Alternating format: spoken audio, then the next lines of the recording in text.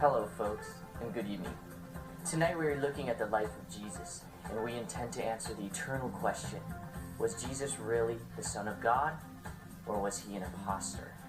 This question has been posed to us time and time again, and to answer this question, we go to an interview with a goth teenager, Jeremy. Hey, Jeremy! Oh, okay, high five! Alright, so tell me, Jeremy. My name's not Jeremy. That's the name my corporate parents called me, okay? Okay, so what do you go by? They call me Black Knight. Mr. Black Knight, tell me, do you believe that Jesus is the Son of God? Jesus couldn't have been the Son of God. If he was, he would have had wings. What? Wings? Yeah, everybody knows God has wings. Okay, listen, Jeremy, we're all out of time for now, so thanks for the chat. Back to the studio.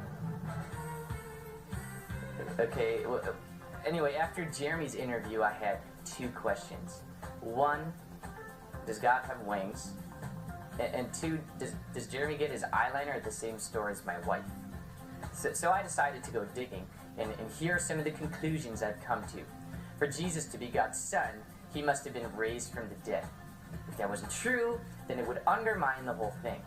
So first, I need to answer this question. I went to local pastor, Merk Harper. Thank you for your time, Pastor Merk. I have a few questions for you first. Does it seem logical that rather than Jesus being raised from the dead, the government that crucified him would take the body away so people wouldn't gather at his tomb?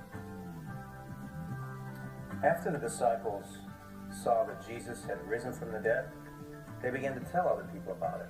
This started a whole new religious movement. Right. The Roman government hated this religious movement. Oh, okay, but how does that prove it? Well, these people believed and preached that Jesus had risen from the dead. All the Romans would have to have done was show them the dead body of Jesus Christ, and it would have ended the movement. They didn't do that, so obviously they didn't have this body. Okay. Good point, but what about the other disciples? I mean, could they have stolen it and started their own religion on a lie? It's hard to believe that all of them would have been willing to die for a lie. Okay, good answer, but I have one more question for you. What's that? Does God have wings? God could have wings if he wanted to. Oh. Interesting, isn't it? Nearly all my questions were answered, but this nagging doubt still nipped the back of my mind. Pastor Mark had tried to answer it for me, but his answer had been incomplete. Now I felt as if he was hiding something. I had to find the answer. Does God have wings? I went to nationally recognized bird expert, Professor Leslie Marquand. Hello, Professor. I'm hoping you can answer one question for me today. Well, that would be nice. Now, wouldn't it? Am I going to be on TV? But you're on now. I am. Well, hey, just relax, Professor. It's nothing to get worried about. I only have one question for you today anyway. Go ahead. Okay. Does God have wings?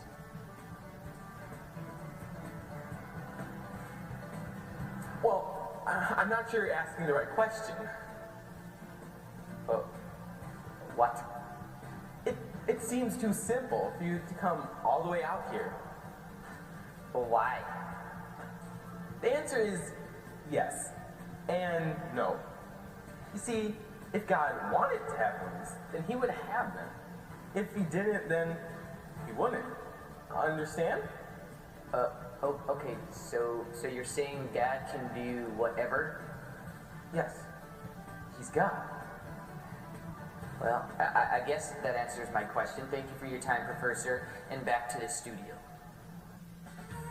In conclusion, we see the evidence says yes, Jesus did rise from the dead, And if he did rise from the dead, then God must have raised him. Since Jesus was going around saying he was the Son of God, then God wouldn't have raised him if he were lying. Because why would God raise a liar from the dead? Jesus must be God's Son. Also, God could have wings. If he chose to. Thanks for watching, everyone. This is Henderson 350 signing out.